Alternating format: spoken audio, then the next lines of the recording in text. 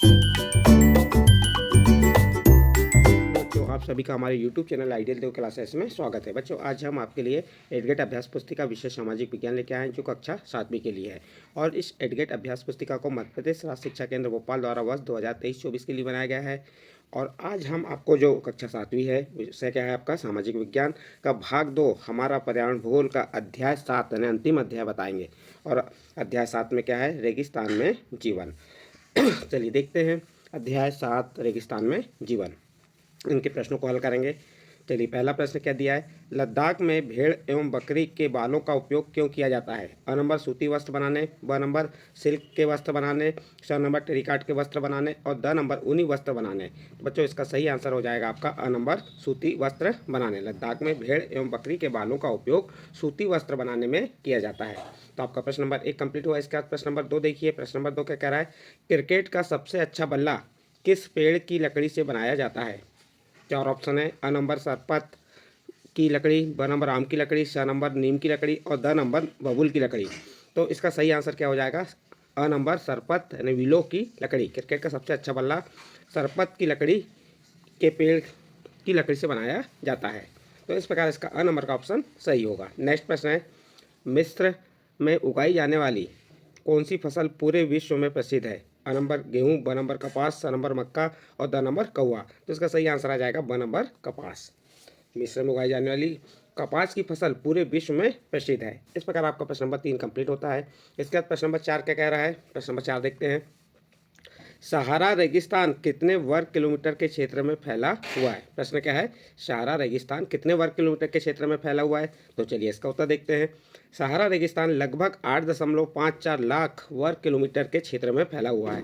सहारा रेगिस्तान विश्व का सबसे बड़ा रेगिस्तान है। तो इस प्रकार बच्चों आपका प्रश्न नंबर 4 का उत्तर यहाँ पे कंप्लीट होता है। इसका नेक्स्ट प्रश्न आता है आपका प्रश्न नंबर 5। प्रश्न नंबर 5 क्या कह रहा है, सहारा रेगिस्तान कितने देशों से घिरा हुआ है? प्रश्न क्या है आपका, प्रश्न है कि सहारा रेगिस्तान कितने देशों से घिरा हुआ है। और इस प्रश्न को आपको देखना है तो आप अपनी पाठ्यपुस्तक के जो भूगोल की पाठ्यपुस्तक है के पृष्ठ क्रमांक 49 में इसका उत्तर खोज सकते हैं और लिख सकते हैं। तो चलिए इसका उत्तर क्या है, सहारा रेगिस्तान 11 देशों से घिरा है। सहारा रेगिस्तान कितने देशों से घिरा है? 11 देशों से घिरा है। अल्जीरिया, चाड, मिस्र, लीबिया, माली, मोरितानिया, मोरक्को, नाइजर, सूडान, ट्यूनीशिया एवं पश्चिम सहारा। तो इस प्रकार से आपका जो प्रश्न नंबर 5 था कि सहारा रेगिस्तान कितने देशों से घिरा है, तो आप बता सकते हैं कि सहारा रेगिस्तान 11 देशों से घिरा है और उन 11 देशों के नाम आपको हमने बता दिए। इस प्रकार आपका प्रश्न नंबर 5 कंप्लीट होता है। नेक्स्ट प्रश्न देखते हैं, प्रश्न नंबर 6। सहारा रेगिस्तान की जलवायु की विशेषता लिखिए। तो उत्तर देखिए, सहारा रेगिस्तान की जलवायु अत्यधिक गर्म एवं शुष्क है। प्रश्न क्या था आपका, सहारा रेगिस्तान की जलवायु की विशेषता बताइए। तो आप बता सकते हैं कि सहारा रेगिस्तान की जलवायु अत्यधिक गर्म एवं शुष्क है। यहाँ की वर्षा ऋतु अल्पकाल के लिए होती है। यहाँ आकाश बादल रहित एवं निर्मल होता है। यहाँ क्या होता है, आकाश बादल रहित एवं निर्मल होता है। यहाँ दिन के समय का तापमान 50 अंश सेल्सियस से ऊपर हो जाता है।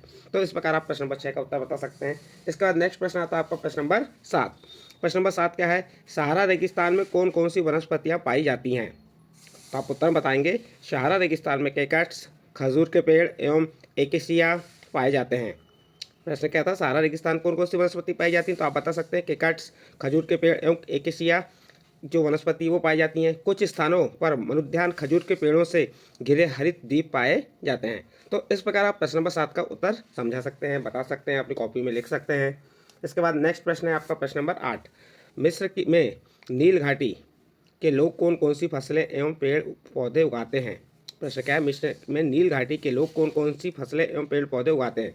तो आप उत्तर बताएंगे, मिस्र में नील घाटी के लोग खजूर के पेड़ उगाते हैं और फसलों में चावल, गेहूं, जौ एवं सेम जैसी फसलें उगाते हैं। मिस्र में उगाई जाने वाली कपास पूरे विश्व में प्रसिद्ध है।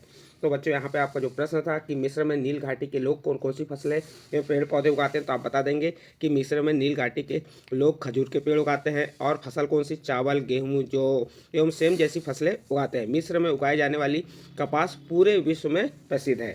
इस प्रकार आपका प्रश्न नंबर 8 कंप्लीट हुआ। नेक्स्ट प्रश्न आता है आपका प्रश्न नंबर 9। प्रश्न नंबर 9 क्या कह रहा है, लद्दाख के उत्तर एवं पश्चिम में कौन सी पर्वत श्रेणियाँ हैं? तो आप उत्तर बताएंगे, लद्दाख के उत्तर में काराकोरम पर्वत श्रेणी एवं दक्षिण में जास्कर पर्वत श्रेणी है। लद्दाख से होकर अनेक नदियां बहती हैं जिसमें सिंधु नदी प्रमुख है। देखिए आपका प्रश्न क्या था, लद्दाख के उत्तर एवं दक्षिण में कौन सी पर्वत श्रेणियाँ हैं? तो आप उत्तर में क्या बताएंगे, लद्दाख के उत्तर में काराकोरम पर्वत श्रेणियाँ एवं दक्षिण में जास्कर पर्वत श्रेणी स्थित है। लद्दाख से होकर अनेक नदियाँ बहती हैं। लद्दाख से होकर क्या होती हैं, अनेक नदियाँ बहती हैं, जिसमें सिंधु नदी प्रमुख है। इस प्रकार बच्चों आपका प्रश्न नंबर 9 कंप्लीट होता है। इसका नेक्स्ट प्रश्न आता है आपका प्रश्न नंबर 10। प्रश्न नंबर 10 क्या कह रहा है, लद्दाख में किस प्रकार की वनस्पति पाई जाती है, लिखिए। तो आप उत्तर में क्या बताएंगे, लद्दाख में उच्च शुष्कता के कारण वनस्पति विरल है। देखिए क्या है, लद्दाख में किस प्रकार की वनस्पति पाई जाती है, तो आप उत्तर बताएंगे लद्दाख में उच्च शुष्कता के कारण वनस्पति विरल है। यहाँ जानवरों के चरने के लिए कहीं कहीं पर घास एवं छोटी झाड़ियाँ मिलती हैं। घाटी में सरपत यानी विलो एवं पॉपुलर के उपवन देखे जा सकते हैं। ग्रीष्म ऋतु में सेब, खुबानी एवं अखरोट जैसे पेड़ पल्लवित होते हैं। इस प्रकार आपका प्रश्न नंबर 10 कंप्लीट हुआ। इसका नेक्स्ट प्रश्न आता है आपका प्रश्न नंबर 11। प्रश्न नंबर 11 क्या कह रहा है, लद्दाख, तिब्बत एवं मध्य एशिया के निवासियों के बीच कोई एक समानता बताइए। क्या प्रश्न है, लद्दाख, तिब्बत एवं मध्य एशिया के निवासियों के बीच कोई एक समानता बताइए। तो उत्तर देखिए, लद्दाख, तिब्बत एवं मध्य एशिया के निवासियों के बीच एक समानता है कि यहाँ अधिकांश लोग या तो मुसलमान हैं या बौद्ध हैं। सभी लोग मिलजुल कर रहते हैं। यहाँ की महिलाएं अत्यधिक परिश्रमी होती हैं। तो इस प्रकार आप प्रश्न नंबर 11 का उत्तर कंप्लीट कर सकते हैं। इसके बाद नेक्स्ट प्रश्न आता है आपका प्रश्न नंबर 12। लद्दाख में पशु पक्षियों की कौन कौन सी प्रजातियां पाई जाती हैं? तो आप उत्तर बताएंगे लद्दाख में पशु कौन से पाए जाते हैं, जंगली बकरी, जंगली भेड़, याक एवं विशेष प्रकार के कुत्ते पाए जाते हैं। ये कहाँ पे, लद्दाख में जो पशु हैं उनके बारे में बताएं। और पक्षी में कौन से पक्षी आ जाएंगे, रॉबिन, रेड स्टार्ट, तिब्बती स्नोकॉक, रेवन एवं हुप आदि पक्षी पाए जाते हैं। नेक्स्ट प्रश्न, प्रश्न नंबर 13। लद्दाख के लोग ग्रीष्मकाल में किन चीज़ों की खेती करते हैं? तो आप उत्तर बताएंगे लद्दाख के लोग ग्रीष्मकाल में जो आलू, मटर, सेम एवं सलजम की खेती करते हैं। इस प्रकार बच्चों आपको इस अध्याय के हमने प्रश्न 1 से प्रश्न 13 तक प्रश्न बताए और ये प्रश्न आपकी एडगेट अभ्यास पुस्तिका के हैं। और एडगेट अभ्यास पुस्तिका से ही आपकी परीक्षा में जो वार्षिक परीक्षा या अर्धवार्षिक परीक्षा जो भी परीक्षा होंगी वह आपको एडगेट अभ्यास पुस्तिका से ही प्रश्नों को पूछा जाएगा। इसलिए आप एडगेट पुस्तिका की तैयारी अच्छे से कीजिए। सभी विषय की, हम इसी की नहीं कह रहे, सभी विषय की तैयारी अच्छे से कीजिए।